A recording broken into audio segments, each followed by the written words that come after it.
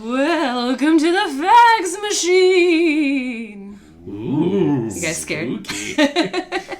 My name is Emily, and I'm here with my co-ghosts. Hey, nice. Rob and Noah. And given that today is Halloween Eve, this week's theme is Halloween.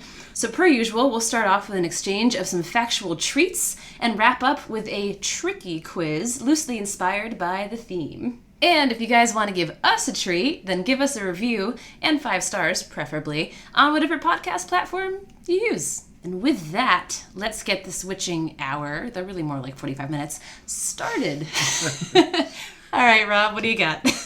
So this week, I learned that the use of the neologism prefix Franken, based on a 200-year-old novel by Mary Shelley from Frankenstein, only came into its own in 1992 in an op-ed bashing the use of GMOs. All right. So I think we've all kind of become familiar with this now, hearing things like, oh, it's a Franken food, or it's a Franken weenie, or all kinds of Franken things. I mean, depending how old you are and what movies you watch. But the first instance where the use of Franken occurred was actually this 1992 op-ed where they were talking about how genetically engineered foods are something strange and unusual, and the underlying subtext is bad. And so this was written by Paul Lewis, a professor of English at Boston College. And in his professor, he said, ever since Mary Shelley's... In his professor? Yes, no. Sorry, also, just like, when I want insight about like the science of, the food industry, I turn to an English professor. Oh, always. Who not only combines being uninformed, but also very persuasive about it. Like, writes really well on a topic they know nothing about. Unfortunately, this trend has continued. But taking Professor Paul Lewis's op-ed from 1992, Lewis writes, ever since Mary Shelley's Baron rolled his improvised human flesh out of the lab, scientists have been bringing such good things to life. Several lines later in the article, after making the reference to Frankenstein, he writes, if they want to sell us Franken food, perhaps it's time to gather the villagers, light some torches, and head to the castle. So Lewis makes his point very clear on how he feels about genetically modified foods, which is a perhaps uninformed view, given kind of modern consensus of what these foods do and just how important and substantial they are in feeding the world. But this was one of the fear-mongering steps started in the early 90s against GMOs. And the attack on GMOs has continued, and that's an entirely different topic, because I'm only interested in the verbal use of the prefix Franken that kind of got kick-started here. And all of a sudden you started hearing about anything that had any kind of scientific influence being called a Franken fruit, breathing Franken air, drinking Franken water, and the prefix Franken really took on a life of its own. I wish that our listeners could see the look that Rob had on when he said that. Yeah. Just got it now. Yes! Welcome to the joke, Emily. Oh, yes. All right, guys, I'm coming back to life now. I'm sorry. All right. And so, not only has Franken things really become something that you just see in articles now thrown around, like, we understand what it means kind of implicitly, and I don't know if we would have, but for the setup. And there was a review in 2000 about how Franken words had become this whole new part of our lexicon, and how the setup was so important, referencing Shelley and then using the term Franken foods in that very confined context. But ever since then, they've been used really wantonly and kind of all over the place. But one thing I remember from my childhood, which predates this usage of Franken, was 1971. I was not there, but this was the year that monster cereals were created. And you might remember the monster cereals include such things as Fruit Brute, Fruit Yummy Mummy. Didn't do as well as some of their contemporaries. Count Chocula, Booberry, and Frankenberry. Oh. Yeah. And so Frankenberry cereals persisted. Looking into Frankenberry cereals and their histories in the 70s, I came across something that I found absolutely hilarious. But there was a phenomenon in 1972 where Frankenberry cereal included an indigestible pigment. And so these kind of pink-looking Frankenstein cereal parts would go entirely through a child's digestive system, and the pigment turned some children's feces pink. A symptom sometimes referred to as Frankenberry stool. That sounds pretty alarming. What's your reaction in like a pre-Google world? Certainly sounds unnatural. So in looking up other Franken prefix things, I found another Franken GMO that I thought could be interesting to spotlight. So there are these things called enviropigs, or as the media at the time referred to them, in 2011, Franken swine. And they were genetically modified Yorkshire pigs, which is like a very common commercial breed, developed by the University of Guelph. And they were modified so that they contained a salivary enzyme that allows them to digest phosphorus, which pigs typically can't digest. So the reasoning for this was that because pigs can't digest phosphorus, they poop it out, which is problematic because when you use pig manure in fertilizer, it can be washed away by the rain as runoff, and end up in bodies of water where all that phosphorus actually promotes the growth of algae, which, as you know, creates algae blooms and then depletes all the oxygen in the water and kills a bunch of aquatic life. So not ideal. It's a pretty good deal if you're an algae. That's true.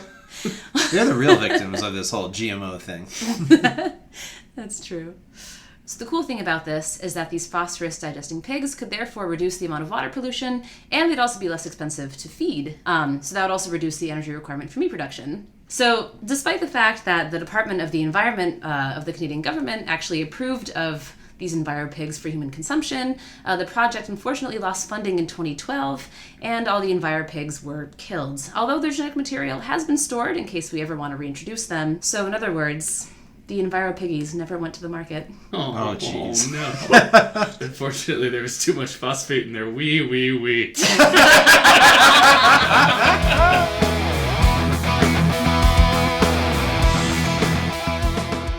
All right, Noah, you're up.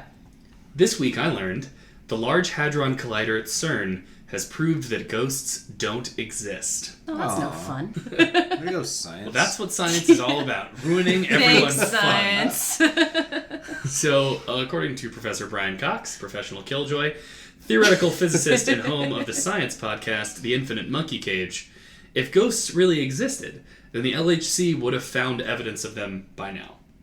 So, the problem stems from the second law of thermodynamics, as most problems do. The second law of thermodynamics is the one that states that the total entropy of a system always increases over time. So, as usable energy is lost, entropy increases. And unless you put extra energy into the system, that progressive increase in entropy will be irreversible.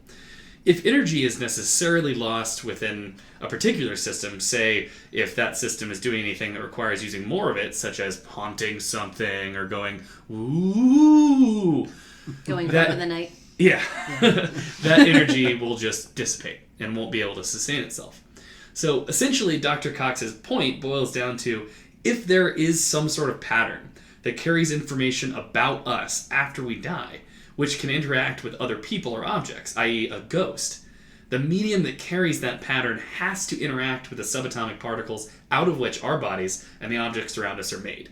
So, as Dr. Cox explains, we must, in other words, invent an extension to the standard model of particle physics that has escaped detection at the Large Hadron Collider.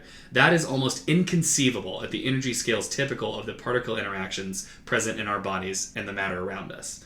So basically, experiments at the LHC have so thoroughly studied the energy range, or energy regime if you're feeling fancy, there is a vanishingly small probability that any energy source capable of supporting the existence of ghosts actually exists. However, there is one ghost who physics has proved to exist, and that is Einstein's ghost. Uh-oh. He's back. And he's zanier than ever. Albert Einstein stars in Beetlejuice 2. This one's about the star. Do you guys not know that there's a star called Beetlejuice? Yeah. Oh, so it just wasn't that funny? Oh, sorry, Rob. Anyway, shaking off Rob's negativity. So, in fact, physicists have proved that Einstein's ghost is real. So what does this mean? Einstein believed that if two objects that are separated in space have some sort of correlation, there must be a reasonable explanation for it. By reasonable, Einstein meant that the objects have physical properties that depend on their position, and that they can somehow exchange information that propagates through space. As a result, they should be able to communicate at speeds at or slower than the speed of light. Otherwise, Einstein says, it would be like having, quote, spooky actions at a distance. These hypothetical spooky actions at a distance became known as Einstein's ghost, and scientists have been trying for decades to prove or disprove its existence. However, recently, 3 independent experiments showed that in fact Einstein's ghost is real. When dealing with small things like atoms and photons and their quantum mechanical properties, they interact with each other even if they're separated by large distances, and in ways that defy explanations that require information traveling at the speed of light or slower. Which I think, we can all agree, is pretty spooky after all. Very. Isn't that, there's some science fiction where that's the basis of their communication system, and I want to say that's like the Ender's Game communication system, where they basically figured out objects are paired through non-transmission. It's known as entangled. Oh, okay. Yeah. And is that electron entanglement? Or like... Sure. Yeah, okay. But, yeah, so like they basically figure out a way where you can like at a transmitter at one end, like change something, and that will change the quantum state of something, and that will be encoded in a message, but it'll be instantaneously transmitted to somewhere like light years away and received, so you can have real-time communication across like deep space. Right.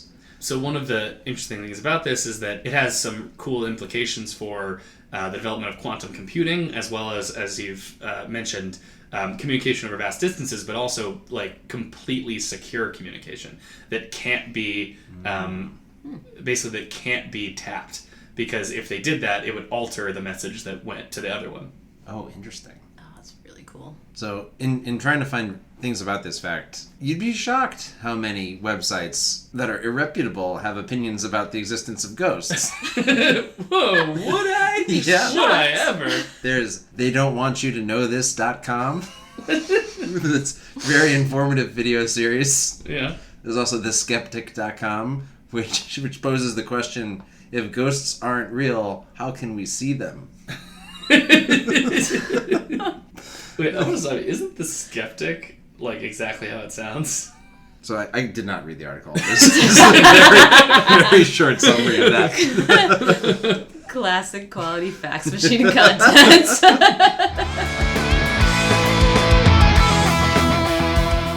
All right, so we've now arrived at my fact. So I learned this week that per the ancient Egyptians, there are no female mummies. So there are no mummies. That was really low-hanging fruit. I know. All right. So I actually learned about this during a recent visit to the Brooklyn Museum. They have this really cool exhibit. Look at you! I'll Going to the Brooklyn Museum. Whatever. They have this really cool exhibit up right now called A Woman's Afterlife, Gender Transformation in Ancient Egypt. And it examines a fascinating element of ancient Egyptian burial tradition that in part only came to light upon re-examining a supposed anomaly through the lens of feminist scholarship. So, to understand the reasoning behind the burial practice at the center of my fact, you gotta know a little about ancient Egyptian ideas of creation and recreation. So the ancient Egyptians believed the ability to produce new life and regenerate into the afterlife was exclusive to masculine sexuality. So this applies to their beliefs regarding the creation of the universe, in which the god Atum asexually reproduced into himself, and then all the other gods and everything else, and also to reproduction, as it was thought that men created the fetus and then transferred it to women during intercourse, who then just served as protective vessels during pregnancy. That's so funny, because that actually, it reminds me of how in the really early days of microscopy, when they were didn't totally know what the deal it was with sperm and eggs, it early microscopists, some of them, when they looked at sperm down a microscope, claimed that they could see a fully formed microscopic baby inside the head of the sperm. What? Yeah, this was like a thing bonkers. where it's like people like discussed this observation and apparently convinced themselves. Like, oh yeah, see, he has his father's nose. Check it out. That's pretty crazy. My dad was a swimmer too. He's gonna be a Navy man, seaman just like his father. And his father who came before. I knew this fact would bring in all these jokes, and I'm just so pleased. Well, my job is done.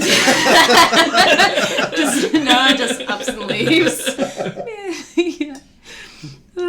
But this perception of men as the bearers of life reappears in beliefs about the afterlife as well. So, as everyone knows, the reasoning for mummifying the dead and surrounding them with all sorts of necessities and trinkets from life is so that they would be nicely preserved and well equipped to navigate the afterlife. But in order to regenerate and proceed into the afterlife, the Egyptians thought that you needed to first successfully transform into one of the gods associated with creation and rebirth, who were, as you might expect, all dudes. So Atum, Osiris, and Re. And then, in the way that I described earlier, produce a fetus and rebirth yourself. So this is easy enough if you're a guy, mummy, because you already have the required equipment. And as a side fact, the Egyptians also were known to amputate the hands and genitalia when mummifying their enemies to prevent them from rebirthing themselves and then seeking revenge. So they thought of everything. But as a lady mummy, you don't quite have the intrinsic ability to transform into one of these gods and regenerate yourself into the afterlife. So to circumvent this issue, they came up with some creative workarounds. So these workarounds, the coffins of women, which were anthropoid, meaning that they were human-shaped and depicted a likeness of the deceased, as you can probably picture, just like a sarcophagus.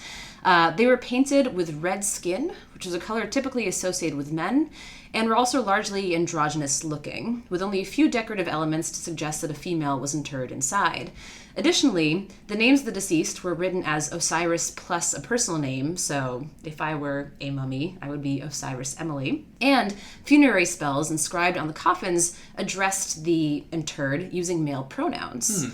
Some coffins even have images of Osiris's godly consorts and family drawn on as well. The idea being to create the outward appearance that lady mummies were Osiris.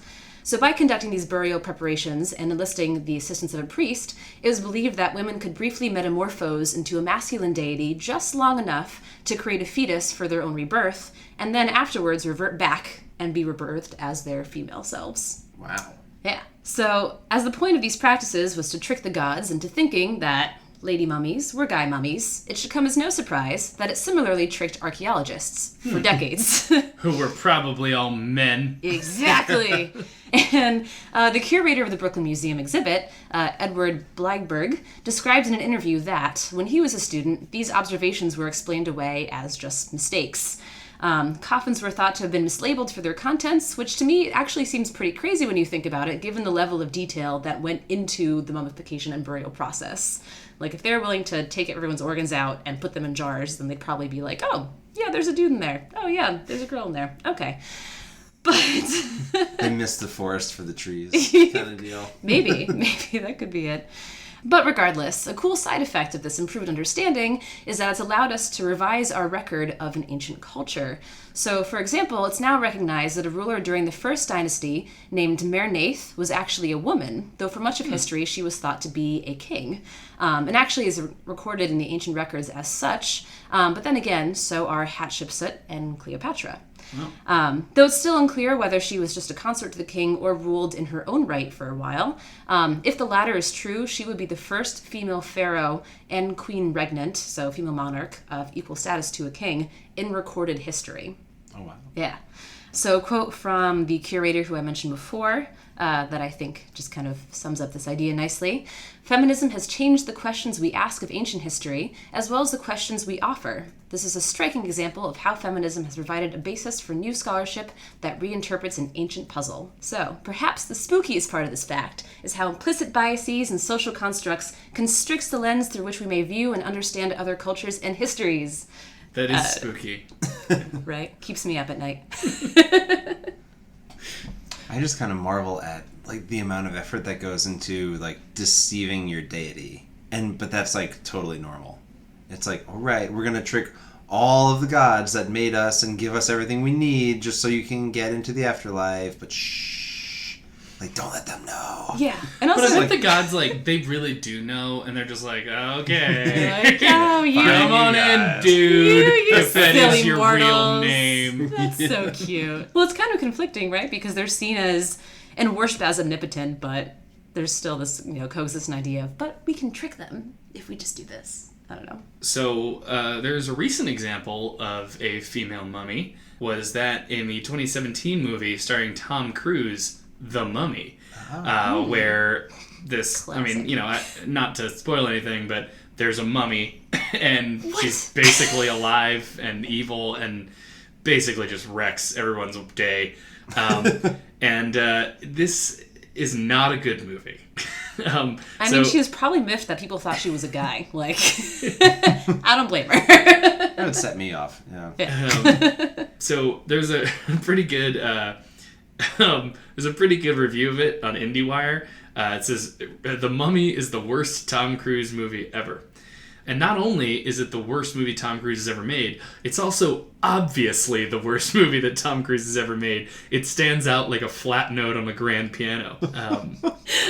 It's an irredeemable disaster from start to finish. These men work with the U.S. Army in some unclear capacity, but really they're treasure hunters, and they're about to stumble onto the find of a lifetime as a firefight with Iraqi insurgents reveals a massive sinkhole beneath the sand. There, 1,000 miles away from Egypt, they stumble across a sarcophagus that's swamped in both mercury and spiders. Archaeologist, romantic interest Ginny Halsey tells Nick that this is bad, but spoiler alert, it turns out that it's actually really bad. So I have a fact about a relatively recent female mummy in pulp culture, I suppose, or popular culture. Relatively recent in terms to your mummies, Emily, but like much older than the one Noah just mentioned. This is the story of Argentinian leader Eva Perón, who is a definitively female mummy.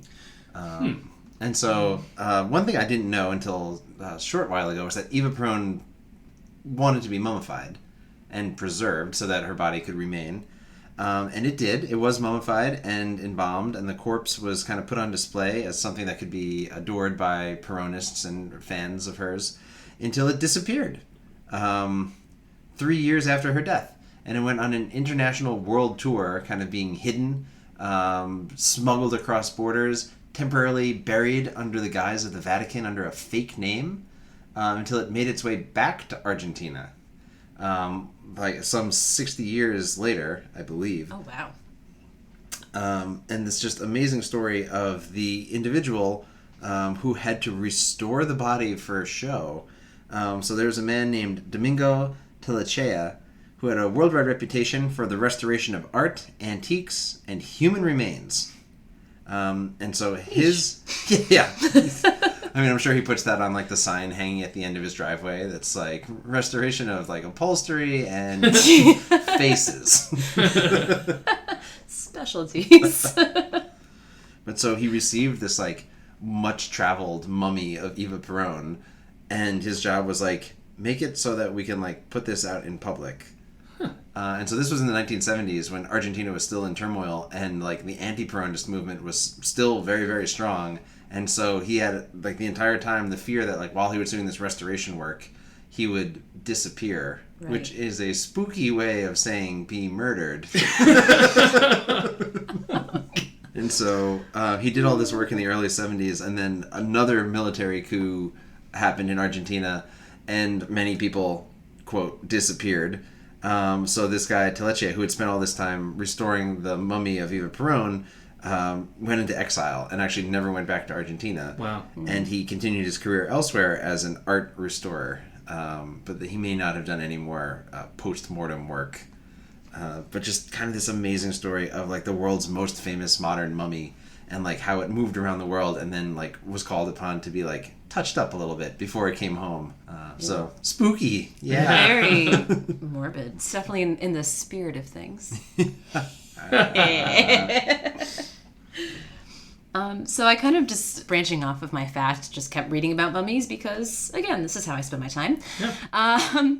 And I looked into Egyptomania, as you would imagine. So that was huge in the 19th century. Basically, after a bunch of wealthy Europeans traveled to Egypt and snagged mummies as souvenirs because that was apparently a pastime.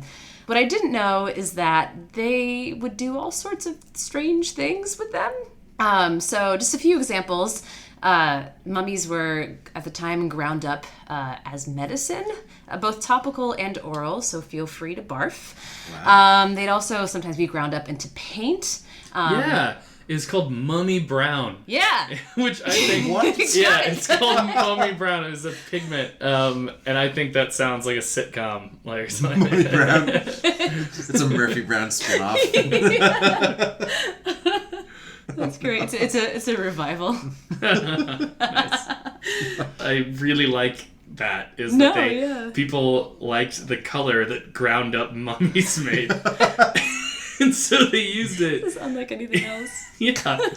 It was used in a lot of paintings in like the 19th century. There's a really weird thing I saw yesterday, which is there's a guitar maker in New York. This is so off topic, sorry. But there's a guitar maker in New York who makes all of his guitars out of like torn down New York buildings. Huh. Oh, and it's cool. because it's all like big, thick, like strong woods of the Northeast that have been sitting in buildings for 100 or 200 years even in New York. Yeah. And it's dried out the wood and aged it in such a way that he thinks it's extremely resonant. Wow. And so he says his guitars are superior to any other because they were like massive trees that became like buildings in New York. Yeah. Really good garbage. But like... That's great. But he has this markup where he has a West Village shop and he builds them by hand and he tells you what building it's from. And some of them are like landmark buildings that have been torn down. That's extremely cool. Yeah. I mean, it'd be cool if there was like one from each building, but there's probably like a lot of wood from those buildings. At least several, yeah. They're not as unique as they could be. Yeah, That's but true. it sounds like he sneaks in and steals the wood though. So it kind of limits the amount of wood there is. Not unlike the rich Europeans that Emily was just talking about. Hey, Emily, want to get back to Sure. that? So I mentioned they did a bunch of weird things with mummies. The weirdest one that I encountered, so brace yourselves, mummy unrolling parties were a thing. That's so gross. Yeah. Yep. And they were exactly what they sound like. I'm just imagining the Tasmanian devil. I don't know. Just like he is on one end and he goes. Just spin. I'm sure that it happened. I was imagining what that would be like today, where they have like those YouTube channels who like unbox things. Oh. And it's just like, Oh, and I would give to see like a museum curator be like, all right, guys, so check out my haul for today. Oh my gosh. But yes, this was an actual thing that happened. Mostly it was limited to more scholarly and wealthy crowds. And actually, my favorite thing that I found as an example of this, an excerpt from a party invite by an aristocrat named Lord Londonsborough. He promised a gathering wherein a mummy from Thebes would be enrolled at 2:30. why is that the funniest part of that? Because it's just so formal. Who unwraps a mummy in the middle of the afternoon? That's just absurd. Honestly. You know, one of those 2:30 mummies. So the practice of mummy unrolling was popularized in England actually by this surgeon/entertainer named Thomas Pettigrew, who held this as sort of like a public event and lecture. And he became so well known for his mummy expertise that Alexander Hamilton. Alexander Hamilton. Actually, it's not the same one, but I really wish it was. But not that Alexander Hamilton, the 10th Duke of Hamilton, arranged to have Pettigrew mummify him. Wow. Strictly adhering to ancient Egyptian traditions. And he was also interred in a sarcophagus, an Egyptian sarcophagus. So, yeah. Anyways, Victorian people were weird.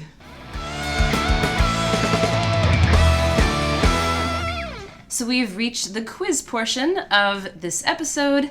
So since we've turned our attentions to all things ghastly and ghoulish, this week's quiz will focus on various Halloween tropes, including creepy creatures, terrifying tales, and generally anything that goes bump in the night, through their representations in pop culture. Interesting. I think we got this, Rob. You know why? I ain't afraid of no host. Who are you gonna call? All right. So question 1. Per a popular AMC show, what has regional monikers such as creepers, lame brains, and rotters? Oh, well, that would be zombies. Or The Walking Dead. Yep. Nice. Yeah. So referred to as walkers by Rick and his crew.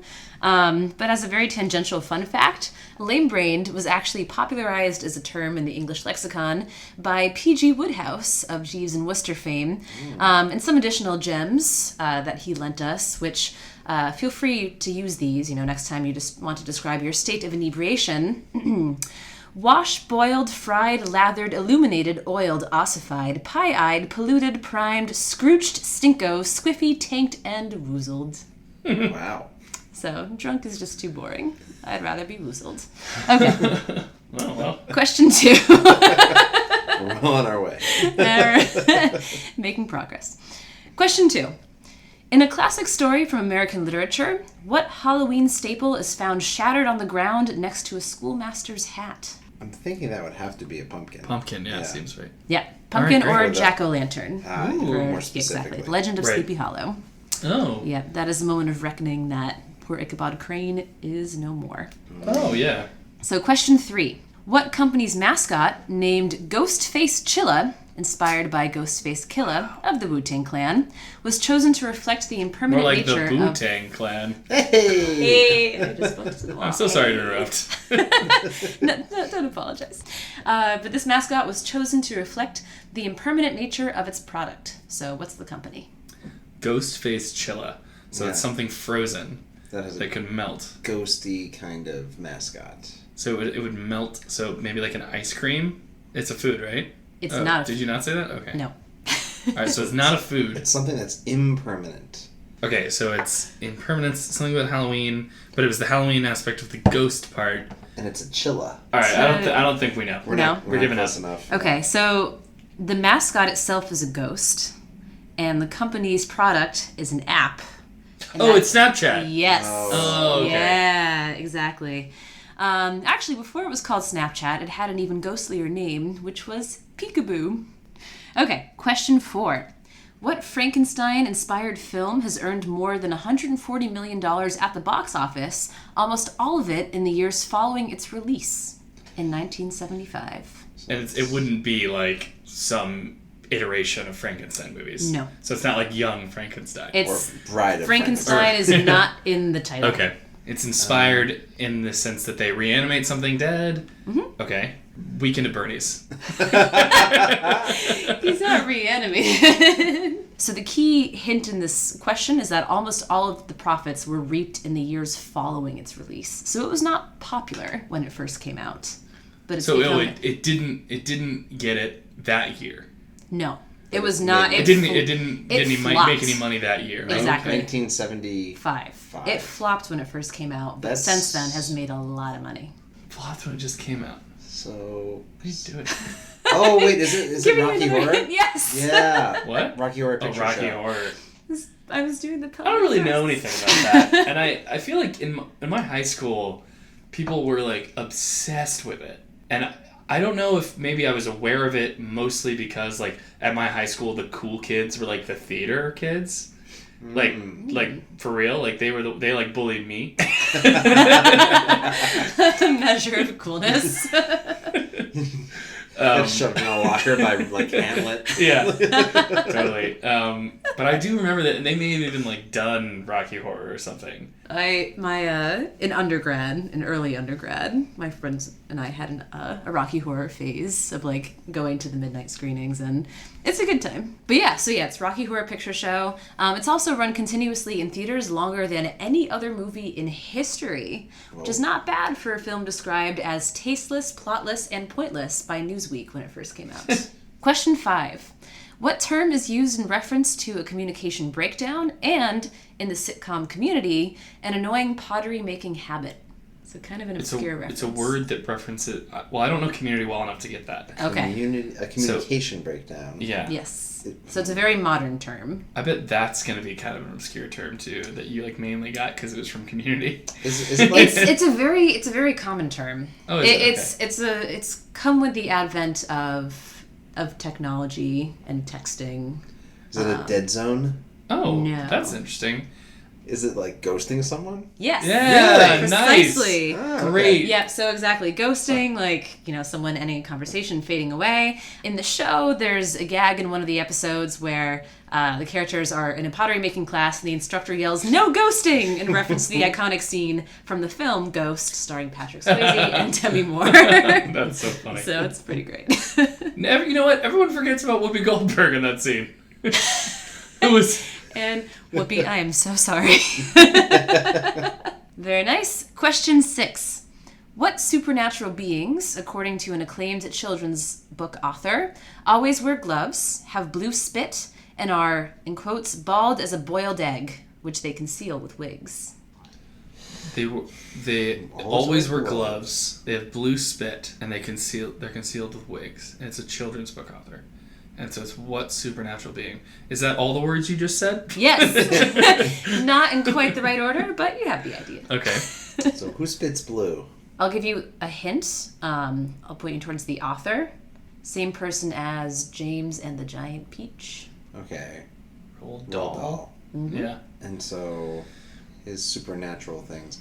I don't really know that much about Roald Dahl.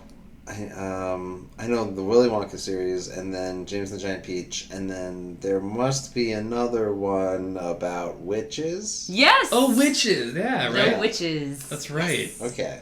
Yeah. What's the book? I can't remember. It's the called witches. Witches. It's just It's witches? called the witches. Oh, okay. Yeah. That seems like such a witch thing, where it's like, spit. It looks blue, and then like you're done. Yeah, but I think I read that. I remember that being incredibly disturbing. Yeah.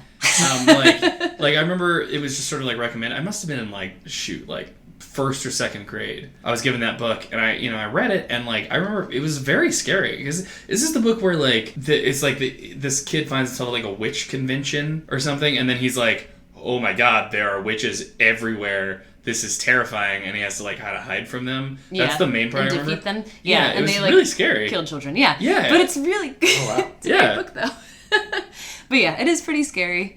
All right, question 7. In a 1978 Warren Zevon song, what supernatural creature is spotted walking through Soho in the rain and drinking a pina colada at Trader Vic's? Werewolves of London. Yes! Yeah. Very nice. Right over my head. I didn't know Rob any is of right the words. there. I was that you in it. said. I was in it. Werewolves of Warren London. Zevon, and you might talk about this for a second, was just an absolute character of a Oh, musician. no. He held some kind of parliamentary seat in England. No kidding. And he wrote this, like, just kind of off-the-wall, like, I don't even know what you would call it, like, cult-following, like, weird pop song. It's like an American Werewolf in London, like, but almost in a cartoonized, like, narrative song. Yeah. And it's just so It's just goofy. him going about and having great hair, and it's a lot of fun. It's a great song.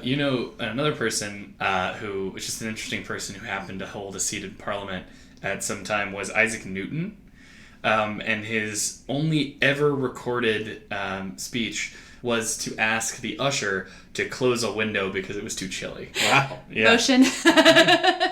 All right, question 8. What film adaptation of Dracula, released in 1922, established the trope that vampires combust when exposed to direct sunlight? So you said it was a spoof of Dracula? It was an adaptation, but as a hint, not like a not a verified adaptation. Like, the character's name is not Count Dracula, it's actually Count Orlok, so it's kind of a ripoff. And vampires aren't called vampires, they're actually called something else, which is the title of the movie. Is it Bram Stoker's Twilight? Nope. If imagery helps, so have you guys seen What We Do in the Shadows? I try not to look. And also, Okay. just not to criticize your hosting, but you're asking questions about a silent movie, and you're asking if imagery helps. It's literally the only thing that matters. Well, okay, fine. But, well, in that movie, which is great, by the way, if you haven't seen it, the character of Peter, which is like the 8,000-year-old, like, antisocial, super pale vampire that, like, chills in the basement the whole time, Right, is of based course. on the main character from this film. Like, his appearance is, like, the interpretation of a vampire from this film. So I guess, is the name we're looking for, like, kind of a slang or another term for a vampire? Yeah, it is, but, like, it's not one that you would know offhand. Oh, good. Like, people don't go around being like, oh, look, it's a blood-sucking Blake. Okay, I don't think we know. What is it? Okay. Yeah. So it's Nosferatu. Oh, God. That rings a bell. Yeah. Yeah. But yes, in the original novel by Bram Stoker, it's written that sunlight can weaken vampires but doesn't kill them. Whereas in Nosferatu, that trait was incorporated into the film to make for a dramatic climax, wherein Nosferatu is lured into a room with sunlight and then combusts. Kaboom. All right, well, that was the quiz. I'm hoping you guys can sleep at night after how, I don't know, terrifying it was. I think I'm out of Halloween puns. Sorry. Sufficiently spooked. There we go. Thanks for tuning in to another episode of Fax Machine. And remember, be sure to check out our Twitter and Instagram accounts at Fax Machine Pod, and also our Facebook at Fax Machine Podcast. And remember, give us a little treat, drop us a few ratings, and be sure to have a very happy Halloween. We'll see you guys next time.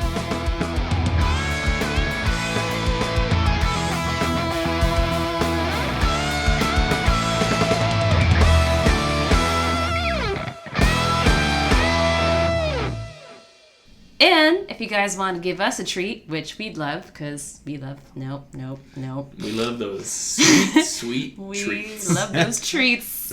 No. Okay. I should never improvise.